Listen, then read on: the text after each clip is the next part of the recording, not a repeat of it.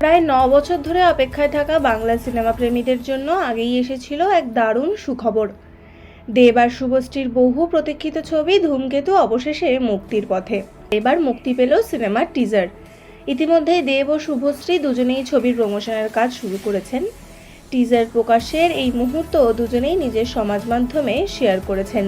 কৌশিক গাঙ্গুলি পরিচালিত এই সিনেমাটি নানা আইনি জটিলতায় এতদিন আটকে ছিল, কিন্তু এবার সব জটিলতা কাটিয়ে আগামী 14ই আগস্ট প্রেক্ষাগৃহে আসছে ধূমকেতু। মেগা হিট জুটি দেব শুভশ্রীর স্ক্রিন কেমিস্ট্রিকে আবার বড় পর্দায় দেখার সুযোগ হয়তো এটাই শেষবার। টিজার দেখে বোঝাই যাচ্ছে এই ছবিতে থাকবে আবেগ, প্রেম আর এক দুর্দান্ত কাহিনী। আপনারা টিজার দেখেছেন তো? কেমন লাগলো জানাতে ভুলবেন না কমেন্টে।